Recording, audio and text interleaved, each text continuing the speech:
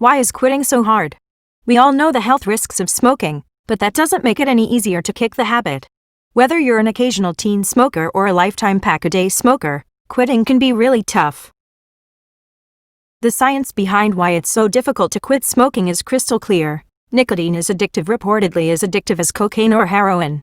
Yet any adult can stroll into a drugstore and buy a pack of cigarettes, no questions asked.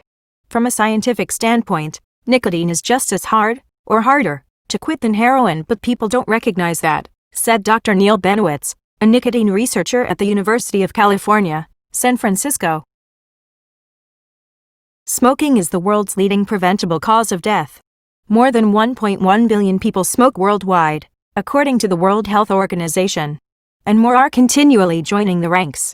Every day in the U.S. alone, more than 3,200 youth 18 and younger smoke their first cigarette, while another 2,100 youth and young adults move from smoking occasionally to having a daily habit. Every drug of abuse, including nicotine, releases dopamine, which makes it pleasurable to use, said Benowitz.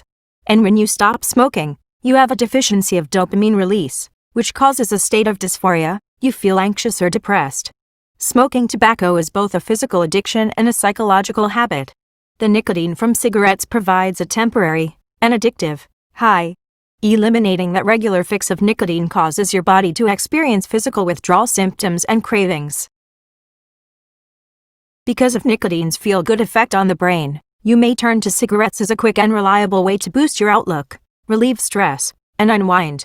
Smoking can also be a way of coping with depression, anxiety, or even boredom. Quitting means finding different, healthier ways to cope with those feelings.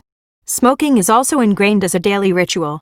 It may be an automatic response for you to smoke a cigarette with your morning coffee, while taking a break at work or school, or on your commute home at the end of a hectic day. Or maybe your friends, family, or colleagues smoke, and it's become part of the way you relate with them.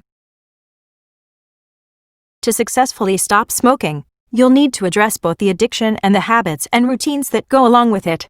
But it can be done. With the right support and quit plan, any smoker can kick the addiction, even if you've tried and failed multiple times before. Questions to ask yourself: take the time to think of what kind of smoker you are, which moments of your life call for a cigarette, and why. This will help you to identify which tips, techniques, or therapies may be most beneficial for you. Are you a very heavy smoker, more than a pack a day?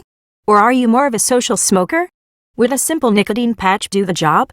Are there certain activities, places, or people you associate with smoking? Do you feel the need to smoke after every meal or whenever you break for coffee? Do you reach for cigarettes when you're feeling stressed or down? Or is your cigarette smoking linked to other addictions, such as alcohol or gambling? Start your stop smoking plan with START. Set a quit date. Choose a date within the next 2 weeks, so you have enough time to prepare without losing your motivation to quit. If you mainly smoke at work, quit on the weekend, so you have a few days to adjust to the change. Tell family, friends, and coworkers that you plan to quit.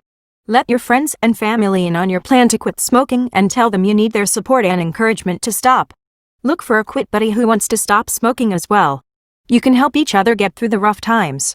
Anticipate and plan for the challenges you'll face while quitting. Most people who begin smoking again do so within the first 3 months.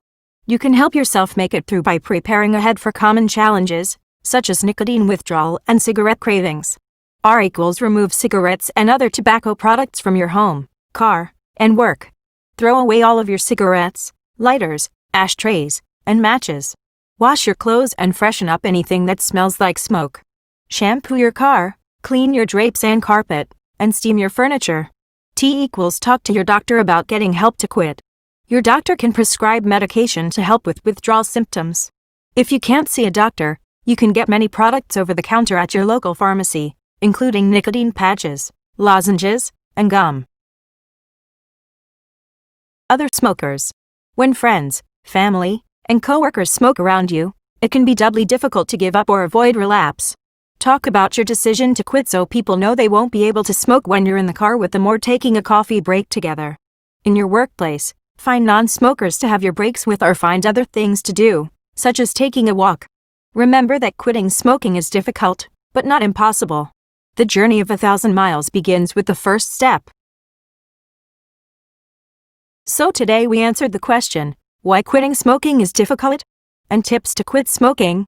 I hope that today's video is useful and interesting for you. Bye-bye.